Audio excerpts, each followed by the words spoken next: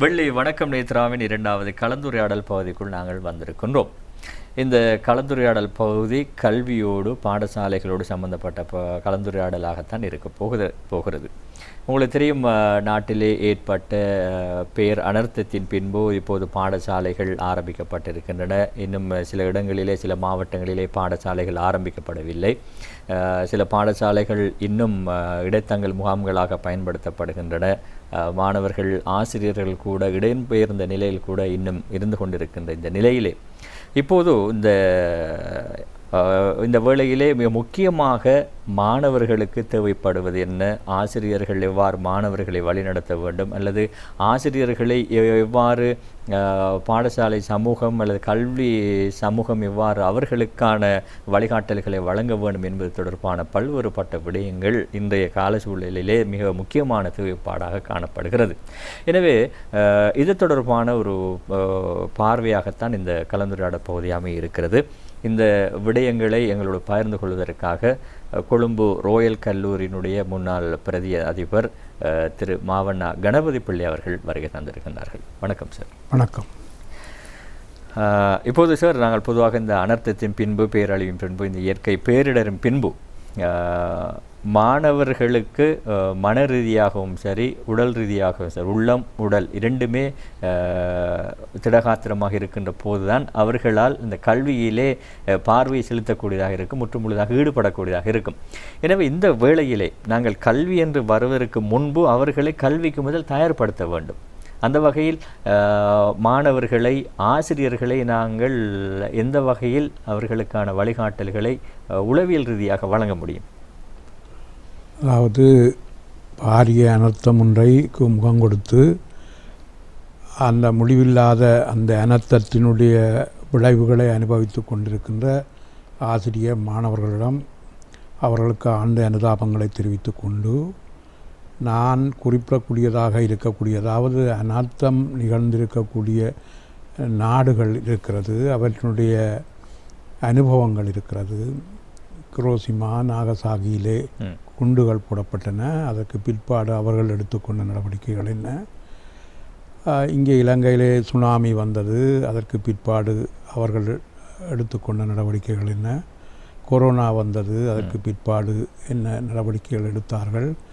எப்படி இவற்றையிலிருந்து மீண்டு வந்தோம் என்ற சில அனுபவங்களோடு இந்த பாரிய அனர்த்தத்திலிருந்து விடுபடாத மனநிலையோடு இருக்கக்கூடிய குழந்தைகளுக்கும் ஆசிரியர்களதும் நிலையை கவனத்தில் எடுத்து சில நடவடிக்கைகளை எவ்வாறு மேற்கொள்ளலாம் என்பது தொடர்பாக கலந்துரையாடலாம் என்று நினைக்கிறேன். இன்று இந்த அதாவது ஒரு கல்வியிலே ஒரு ஒன்று இருக்கிறது, ஸ்கூல் சுட் பெற்ற கோம் என்று சொல்லுவார்கள். பாடசாலை வீட்டை விட விருப்பமான இடமாக இருத்தல் வேணும். பாடசாலை என்பது பிள்ளைகளுக்குரிய இடம். அவர்களுடைய ஆசாபாசங்களை, அவர்களுடைய தேவைகளை நிறைவேற்றுகிற இடமாக இருக்க வேணும். அதனால தான் அந்த அப்ரஹாம் மேஸ்லோ மோட்டிவேஷன் தியரியை பற்றி சொல்லுகிற பொழுது, அதாவது ஊக்கல் கொள்கையை பற்றி சொல்லுகிற பொழுது, அன்பு தேவை, காப்பு தேவை, கணிப்பு தேவை என்ற தேவைகளை பாடசாலைகள் பூர்த்தியாக்க வேண்டும். அவர்களுடைய அன்பு, அவர்களுடைய பாதுகாப்பு, அவர்கள் பற்றிய கணிப்பு ஆகியவை பாடசாலையினாலே பூர்த்தியாக்கப்பட்டால்தான் பாடசாலையினுடைய வகிபாகம் என்பது பூரணம் பெற்றதாக இருக்கும். இன்று ஆசிரியர்கள் பலர் பாதிக்கப்பட்டிருக்கிறார்கள், அதிபர்கள் பாதிக்கப்பட்டிருக்கிறார்கள், மாணவர்கள் பாதிக்கப்பட்டிருக்கிறார்கள். இவர்களுடைய மனோபாவம், அதாவது அவர்கள் கற்கக்கூடிய மனோநிலையில் மாணவர்களுடைய மனோநிலை இருக்காது. பெற்றோர்களை இழந்திருப்பார்கள், உறவினர்களை இழந்திருப்பார்கள், விருப்பத்துக்குரியவர்களை இழந்திருப்பார்கள். இந்த மாதிரியான ஒரு நிலையில் இருக்கிற மாணவர்களுக்கு பாடசாலை எந்த மாதிரியான வகிபாகத்தின் ஊடாக தன்னுடைய நிலையை நிலைநாட்டி கொள்ளலாம் என்ற ஒரு கேள்வி ஒன்று எழுகிறது. இந்த நிலையிலே தான் பாடசாலைகள் மாணவர்களுடைய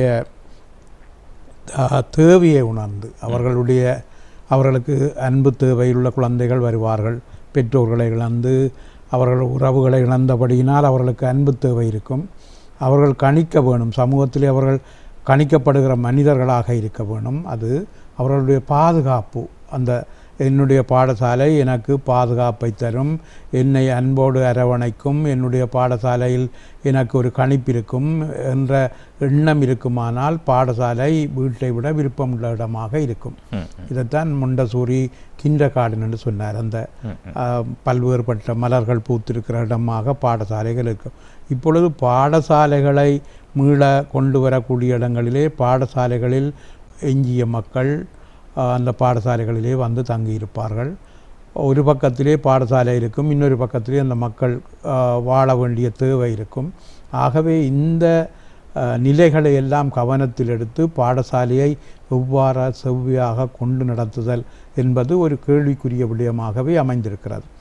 ஆகவே பாடசாலை என்பது பாடசாலையிலே இந்த சில வட்டங்களை உருவாக்குதல், பெற்றோர், நலம் விரும்பிகள், சமுதாயத்திலே அக்கறை கொண்டவர்கள், பாராளுமன்ற உறுப்பினர்கள், கிராம சேவையாளர், இவர்களை கொண்ட வட்டங்களை முதல் உருவாக்குதல் வேணும். அந்த வட்டங்களினூடாக இன்றைக்கு வருகிற குழந்தைகளினுடைய தேவைகளை, இவர்கள் அந்த ஆசிரியர்களாக இருப்பவர்கள் குழந்தை உளவியல் படித்தவர்கள். ஆகவே குழந்தைகளினுடைய தேவைகள், அவர்களுடைய ஆசைகள் என்ன என்பதை உணர்ந்து அந்த தேவைகளை பூர்த்தியாக்கி அவர்களை பாடசாலை உங்களுக்கு உரிய இடம், நீங்கள் உங்களை உருவாக்குவதற்காக உருவாக்கப்பட்டது தான் பாடசாலை. ஆகவே உங்களுடைய தேவைகளையும் உங்களுடைய உரிமைகளையும் பேணுவதற்காக உருவாக்கப்பட்டது பாடசாலை என்கின்ற உணர்வை அவர்களுக்கு ஏற்படுத்துதல் முதலிலே அந்த மாணவர்களுடைய மனநிலையை புரிந்து கொள்ள வேணும். அந்த புரிந்து கொண்டு அவர்களுக்கு நான் என்னுடைய வீட்டை விட விருப்பமுள்ள இடமாக பாடசாலை இருக்கிறது, அந்த பாடசாலை என்னை வளம்படுத்தும், நான் அந்த பாடசாலையிலிருந்து பெற்றுக்கொள்ளலாம், என்னுடைய ஆசிரியர் எனக்காக இறக்கப்படுகிறார், என் மீது அன்பு காட்டுகிறார், என்னுடைய பாதுகாப்புக்கு தேவையானவற்றை வழங்குகிறார்கள், என்னுடைய காப்பு தேவை பூர்த்தியாக்கப்படுகிறது, நான் கணிக்கப்படுகிறேன், சக மாணவர்களோடு நான் எந்த விதத்திலும் குறைந்ததாக கணிக்கப்படவில்லை என்கின்ற உணர்வு ஏற்படுகிற பட்சத்தில் அந்த மாணவர் பாடசாலையின் மீது விருப்பம் கொண்டவராக மாறுவார்.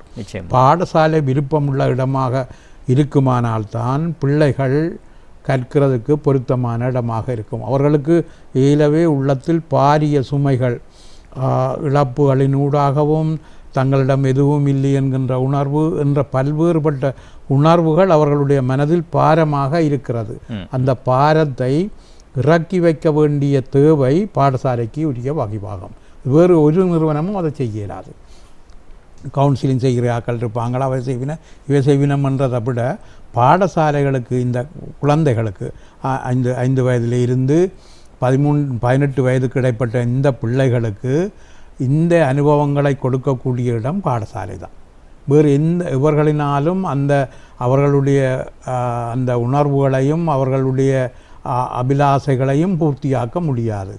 பாடசாலைகள் அந்த பாடசாலைகளினுடைய ரோலை பற்றி சொல்லுகிற பொழுது உளவியலாளர்கள் சொல்லுவார்கள், ஒரு செவிலித்தாய் உணர்வு, ஒரு தாய்க்கு மாற்றீடாக ஒரு இணையாக இருக்கிறது தான் பாடசாலை.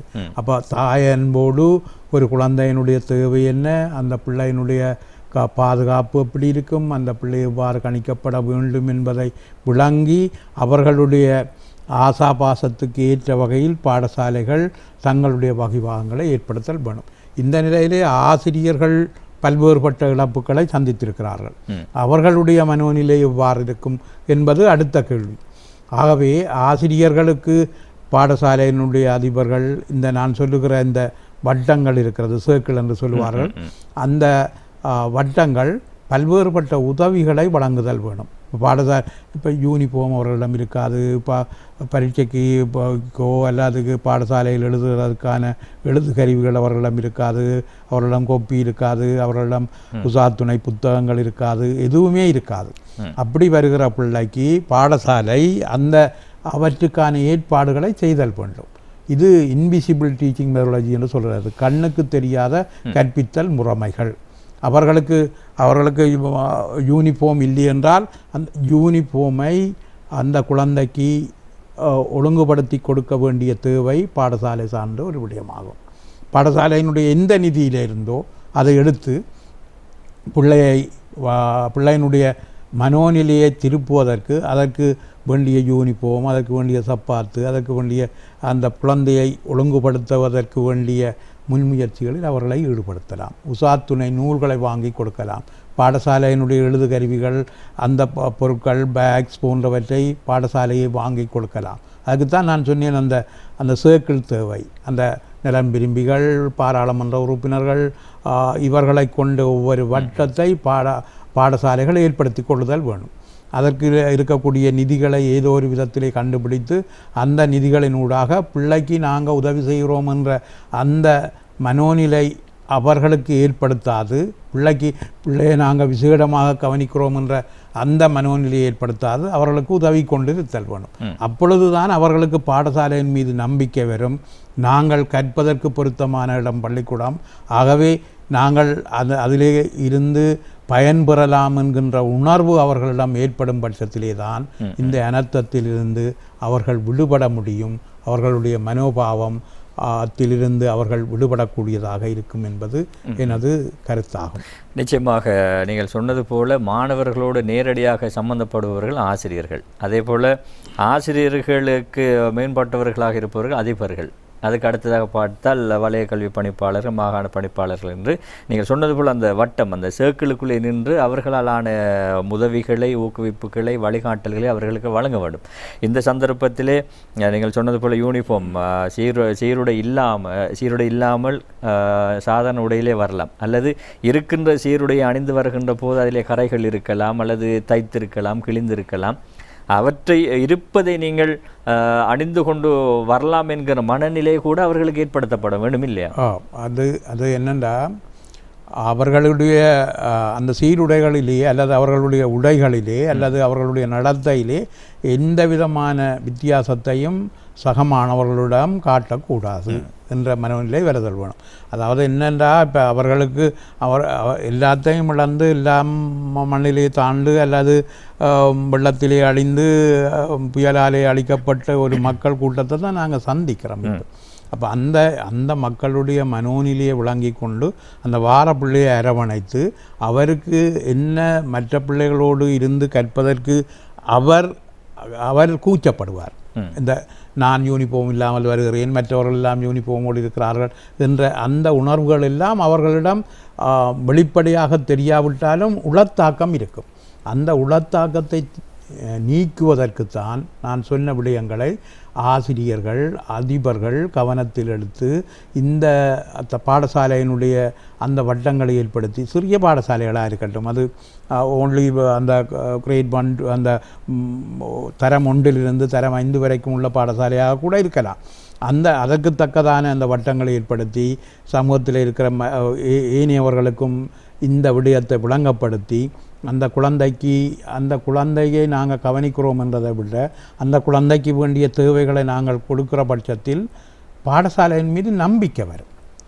எனக்காகத்தான் பாடசாலை இருக்கிறது, என்னுடைய தேவையை பூர்த்தியாக்கும் பாடசாலை, நான் படுகிற மன கஷ்டங்களை நீக்குவதற்கு பொருத்தமான இடம் பாடசாலை, என்னுடைய ஆசிரியர்கள் என்னோடு எந்த நேரமும் விருப்பமானதாக இருக்கிறார்கள், நான் அவர்களிடம் சென்று என்னுடைய குறைபாட்டை சொல்லி தீர்வு காணலாம், என்னுடைய அதிபர் எனக்காகவே சிந்திக்கிறார், பாடசாலை என்பது எனக்காக உள்ள நிறுவனம், அந்த நிறுவனத்துக்கு நான் செல்லுகிற பொழுது அந்த நிறுவனம் என்னுடைய தேவைகளை பூர்த்தியாக்கி என்னை ஒரு வாழத் தகுதியான ஒருவராக ஆக்குகிறது என்கின்ற உணர்வை அவர்களுக்கு ஏற்படுத்துதல் வேண்டும். நிச்சயமாக இந்த வேளையிலே உளர் ரீதியாக ஆற்றுப்படுத்தல் என்பதுதான் மிக முக்கியமான ஒன்றாக இருக்கிறது. அதிலும் இந்த பாதிக்கப்பட்ட மாணவர்களாக இருக்கலாம், அல்லது பாடசாலைகளாக இருக்கலாம், ஆசிரியர்களாக இருக்கலாம், கல்வி சார்ந்த சமூகத்தவர்களுக்கு அல்லது கல்வியை கற்பதற்கு உதவி செய்யக்கூடிய ஏதுவாக இருக்கக்கூடிய இடங்களாக இருக்கலாம்,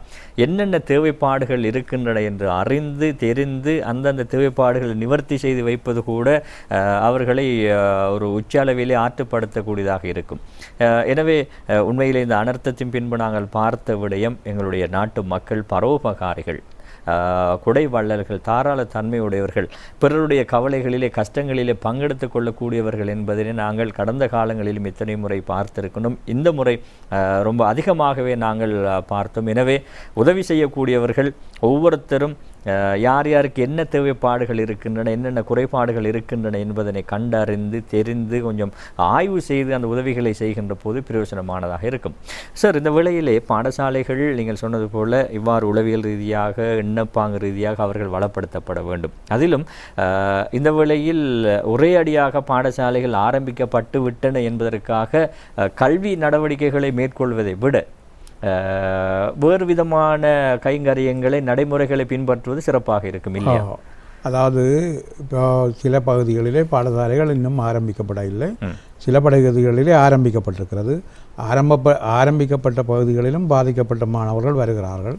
இப்போ அவர்களுடைய மனோநிலையை விளங்கி கொண்டு அவர்களுக்கு தேவையானவற்றை செய்கின்றதாக பாடசாலைகள் அமைதல் வேண்டும்.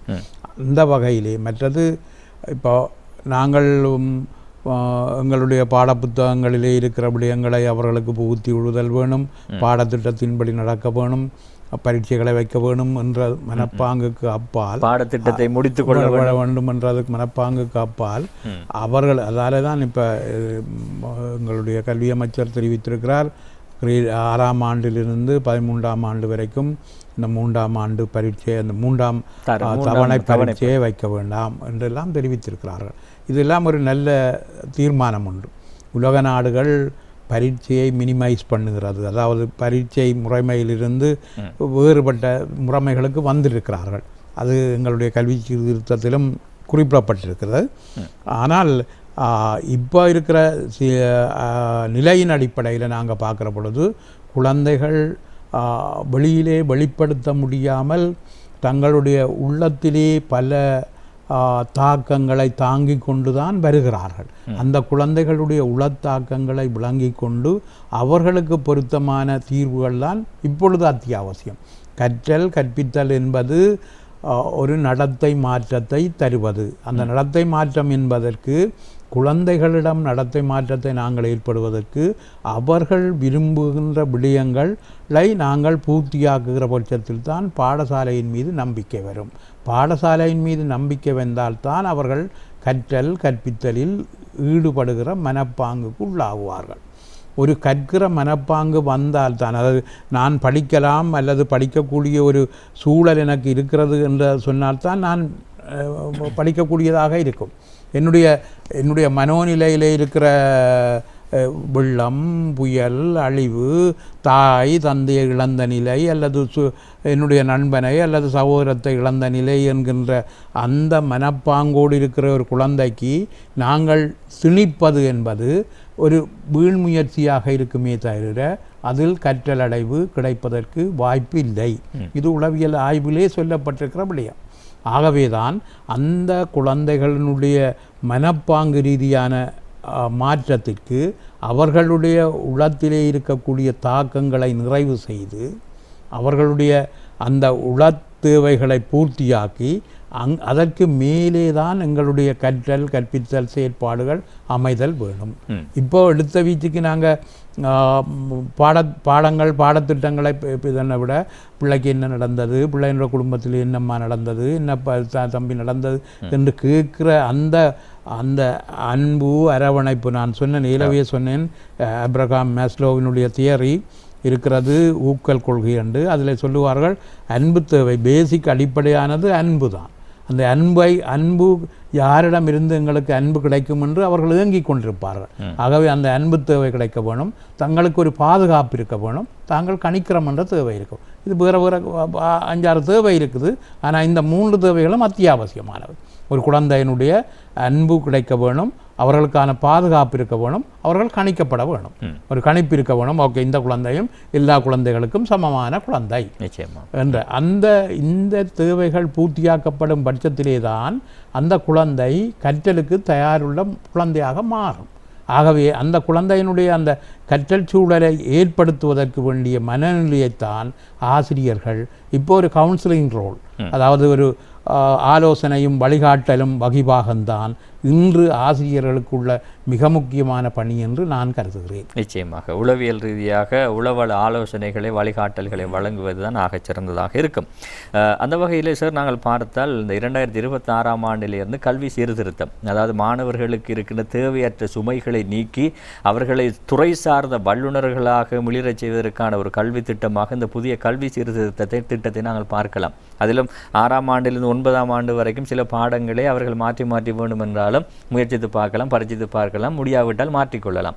9ஆம் ஆண்டுக்கு பிறகு அவர்கள் இப்போது ஓயலுக்கு பிறகு அல்லது ஏழுக்கு பிறகு எதிர்காலத்தை நாங்கள் தீர்மானிக்கின்றோம் என்ற நிலையிலே இருந்து விடுபட்டு 9ஆம் ஆண்டிலேயே அந்த அடித்தளம் போடப்படுகிறது. எனவே இந்த வேளையிலே நாங்கள் பார்த்தால் இந்த புதிய கல்வி திட்டம், புதிய கல்வி சீர்திருத்தம் இப்போது இருக்கின்ற மாணவர்கள் இருக்கின்ற மன சுமைகளிலிருந்து எந்த அளவிற்கு அவர்களுக்கு ஒரு நெகிழ்வுத்தன்மையை, ஒரு இலகுத்தன்மை ஏற்படுத்துகிறது? அது உண்மையில் இந்த கல்வி திட்டம் பற்றி கேட்குறேன்னா நாங்கள் ஒரு தனியாக ஒரு கவனம்.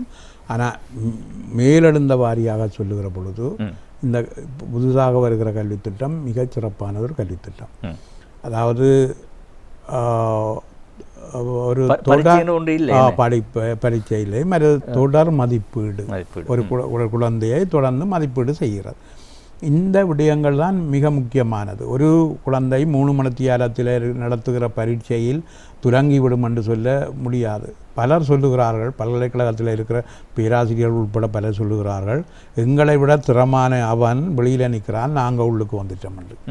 ஏனென்றா அந்த பரீட்சை என்ற அந்த 3 மணித்தியாலத்தில் ஒருவனுடைய அல்லது ஒரு குழந்தையினுடைய, ஒரு பொம்பளை பிள்ளையினுடைய, ஒரு ஆம்பளை பிள்ளையினுடைய நடத்தையிலே அல்லது அந்த உடலில் ஏற்படுகின்ற உடல் உபாதைகள் ஏனியவை காரணமாக அவர்கள் தாக்கம் ஏற்படக்கூடியதாக இருக்கும். அதனால் இந்த தொடர் கணிப்பீட்டு முறைமை சிறப்பாக இருக்கிறது. மற்றது மொடியூல் சிஸ்டம், அந்த முறைமை சிறப்பாக இருக்கிறது. அட்வான்ஸ் லெவலிலே அவர்களுடைய பாடத்தெரிவுகள் சிறப்பாக இருக்கிறது. தரம் 9 அவர்களுக்கான துறையை தெரிவு செய்யக்கூடிய முறைமை சிறப்பாக இருக்கிறது. ஒரு பாடம் என்றது 35 நிமிடத்திலிருந்து 40 நிமிடமாக கூட்டிக் கொள்ளுகிற அந்த நேரம் உண்மையிலே அது ஒரு மிக சிறப்பான ஒரு விடயம் உண்டு.